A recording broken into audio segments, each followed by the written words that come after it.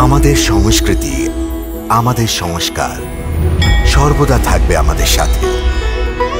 ভারতের মহান গ্রন্থ আর কাব্যের সম্পূর্ণ সংকলন।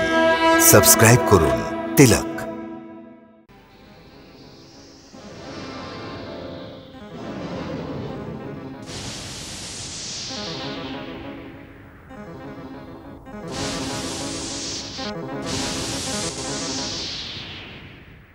মহারাজ, এক অতিকায় জীব পর্বত শিখর উঠিয়ে নিয়ে অযোধ্যার দিকে আসছে। মনে হচ্ছে কোনো দৈত্য অযোধ্যার উপর আক্রমণ করতে আসছে।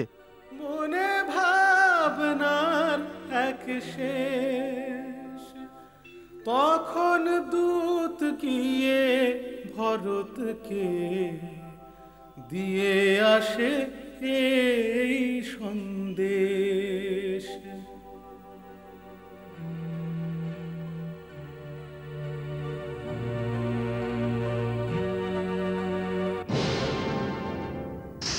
নিশাচর আসে মনে করে, ভরত চালালেন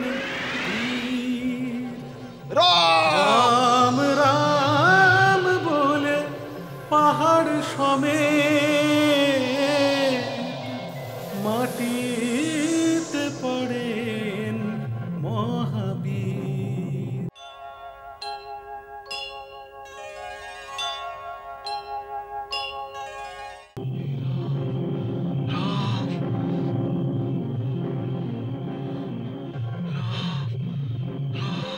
রাম?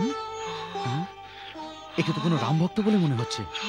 হে প্রভু, এ আমি কাকে আঘাত করলাম? কে আপনি?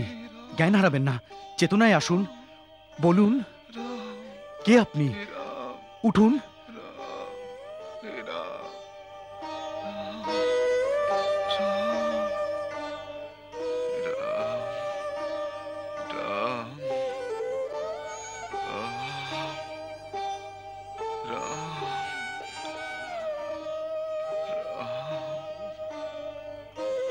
মূর্ছিত অবস্থায় রাম নাম জপ করছেন মহাত্মা। কে আপনি? কৃপা করে চোখ খুলুন। আর আপনার মতো রাম ভক্তের উপরে যে বাণ চালিয়েছে সেই দুষ্ট পাপীকে হয় দণ্ড দিন, না হলে ক্ষমা করে দিন, কিন্তু একবার চোখ খুলুন। আপনাকে শ্রীরামের শপথ, যদি আমি মন, প্রাণ, কর্ম সমস্ত কিছু শ্রীরামের চরণ কমলে অর্পণ করে থাকি, তাহলে আপনি সুস্থ হয়ে উঠে বসবেন। উঠুন, আপনাকে শ্রীরামের শপথ। শুনে সেই কথা উঠে বসে হনুমান, উঠে বসে হনুমান। সকলে মিলে তখন করে শুধু রাম গান। সকলে মিলে তখন করে রাম গান।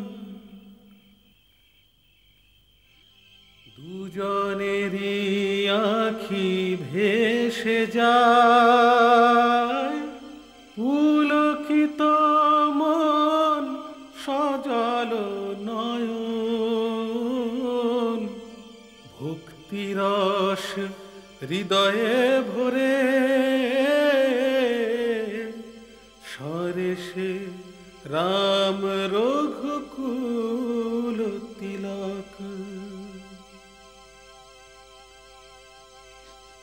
হে মহাত্মা, চিন্তা ভাবনা না করে আপনার উপর বাণ প্রয়োগ করেছি, এই জন্য ভরত আপনার কাছ থেকে ক্ষমা প্রার্থনা করছে। ভরত? হ্যাঁ, দশরথ পুত্র ভরত। আপনি মূর্ছিত অবস্থায় শ্রীরাম নাম জপ করছিলেন। হে পরম ভক্ত মহাত্মা, আপনার পরিচয় কৃপা করে দিন। স্বামী, আমার পরিচয়ের কোনো মূল্য নেই।